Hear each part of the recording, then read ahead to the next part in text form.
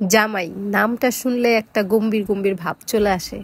তো জামাই যেমন আর কি আগের দিনে যখন মুভিতে দেখতাম জামাই বলতে হচ্ছে গিয়ে একটা খুবই গুরুত্বপূর্ণ একজন ব্যক্তি, তার জন্য সবাই খাওন দাওয়ান নিয়ে সবকিছু নিয়ে সবসময় ব্যস্ত থাকবে এরকম একটা মানুষ। কিন্তু এখন যুগের সাথে সাথে জামাইদের অ্যাটিটিউড সবকিছু কিন্তু বদলাই গেছে। এখন জামাইরা তাদের শ্বশুর বাড়ি গেলে নিজেদের এমনভাবে প্রেজেন্ট করার চেষ্টা করে যে তারাও ওই বাড়ির একজন ছেলে।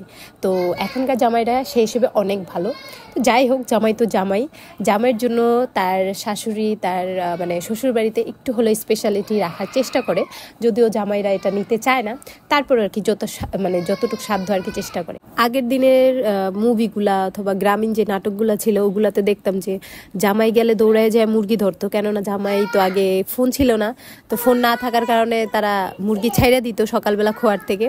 তো জামাই যখন হুট করে চলে আসতো, জামাই দেখতো জামাই একদিক দিয়ে ঢুকতে থাকতো আর আরেক দিক দিয়ে মানে বাসার বাচ্চা কাচ্চা শালা শালিরা দৌড়ায় যায় মুরগি ধরতো, যে জামাই আসছে, একটা অন্যরকম ব্যাপার, একটা স্পেশালিটির ব্যাপার আছে। কিন্তু এখন তো দিন বদলাই গেছে, এখন যেহেতু সবার কাছে ফোন আছে তো জামাইরা তো বলে যাইতেই পারে। তো এখন বলে যাওয়ার কারণে হচ্ছে কি মুরগিগুলা খোয়ারে আটকানো থাকে, অ্যান্ড সেখান থেকে আর কি মুরগি তাদের জন্য জবাই করা হয়। বাজার থেকে কিনে আনা মুরগি অথবা মানে যেই মুরগিগুলো আনা হয় সেগুলা রান্না করে সেগুলা স্বাদ কিন্তু অতটা মানে মজার হয় না, কেননা ওগুলো হচ্ছে গিয়ে ফার্ম জাতীয় জিনিসপত্র খাওয়ানো হয়।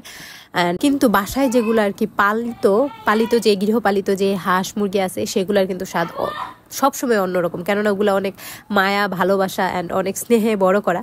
তো এই মুরগি গোস্ত দিয়ে মোরগ গোস্ত দিয়ে এটার সাথে যদি সিট রুটি না হয় তাহলে কি হয়?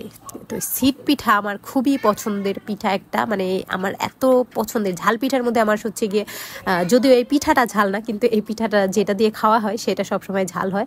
তো এই পিঠাটা আমার এত পছন্দ যে কি বলবো। তো এই পিঠাটা আমারও পছন্দ, ওনারও পছন্দ। এই সিট রুটির সাথে ওই ঝোল দিয়ে যে মানে মোরগের যে ঝোলটা করা হয়েছে সেটা দিয়ে মানে এত স্বাদ লাগে, অসম্ভব রকমের স্বাদ যে কি বলবো। অনেকে আবার ওই ঝোল দিয়ে চিতই পিঠা দিয়েও খায়, কিন্তু আমার কাছে চিতই পিঠার থেকে সিট পিঠা দিয়ে খাওয়াটা বেশি প্রেফারেবল মনে হয় অ্যান্ড বেশি মজা লাগে আমার কাছে। তো এই হচ্ছে গিয়ে আমাদের সেই মোরগের ঝোল করা হয়েছে, মোরগের যেই গোস্তটা সেটাকে আর কি ঝোল করা হয়েছে। অ্যান্ড যেহেতু সিট রুটি দিয়ে খাওয়া হবে এই জন্য ঝোলের পরিমাণটা একটু বেশি রাখা হয়েছে। যাই হোক, এখন হচ্ছে গিয়ে খাওয়ার পালা।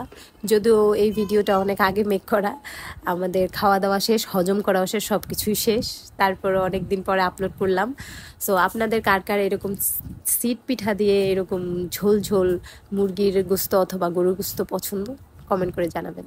আজ এই পর্যন্তই, দেখা হবে নেক্সট ভিডিওতে। টিল দেন, আল্লাহ হাফিজ।